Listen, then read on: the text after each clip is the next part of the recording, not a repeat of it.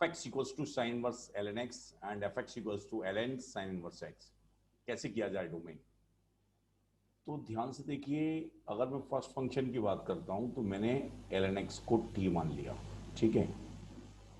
अब डोमेन की तो बात नहीं हो रही है, x जो रियल आउटपुट आएगा तो t कहां से कहां तक जाएगा? t एलिमेंट ऑफ क्या आएगा? माइनस इन्फाइनाइट से प्लस इन्फाइनाइट होता है, क्योंकि ln x को हम जानते हैं। ln x कैसा होता है? ln x की रेंज क्या होती है? माइनस इन्फाइनाइट से प्लस इन्फाइनाइट ऐसी होती है, ओके। तो जो t है, मुझे इस फंक्शन की जो रेंज है, वो इस फंक्शन की range y equals to sine versus t इस फंक्शन की रेंज के एकदम बराबर होगी, ये बात है, ठीक है ना।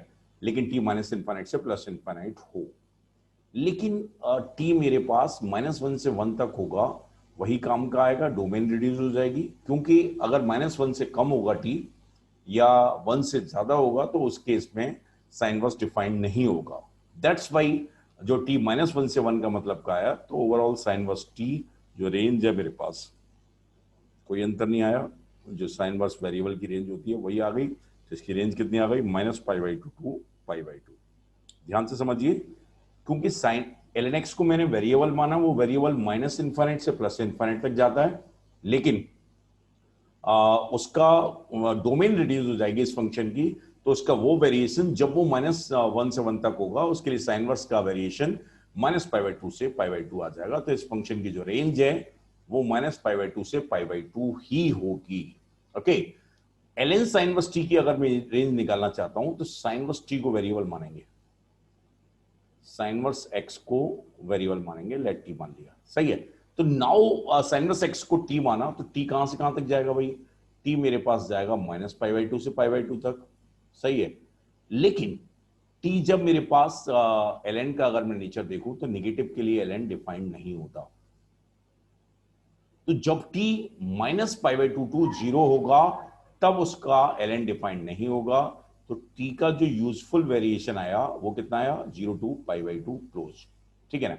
ln का जो नेचर है, ln का नेचर कैसा है? स्ट्रिक्टली इंक्रीजिंग है।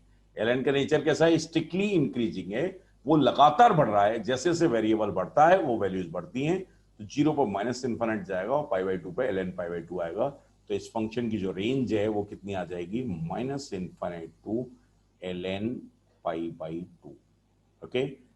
ध्यान से समझिए, ओवरऑल जो बात हुई वो ये हुई कि जब कभी भी हम कुछ भी कहीं पर भी अज्यूम करेंगे, जब कभी भी हम कहीं पर भी कुछ भी अज्यूम करेंगे, तो हम इस बात का जरूर ध्यान रखेंगे क्या कि जो वेरिएशन चेंज हो रहा है वो कैसे हो रहा है, और वेरिएशन जो चेंज हो रहे हैं, जो कंस्टेंट्स चेंज हो रहे हैं वो कैसे हो रहे हैं, और उनके अकॉर्डिंगली वेरिएशन क्या आउटपुट आ रहा है उस पर ध्यान रखेंगे, ओके।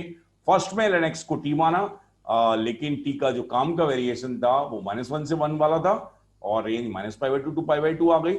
सेकंड में sin इनवर्स x को वेरिएबल माना, लेकिन वो वेरिएबल -π/2 टू π/2 होता है, लेकिन जब वो वेरिएबल -π/2 टू 0 था तब ये कैसा था? Not defined.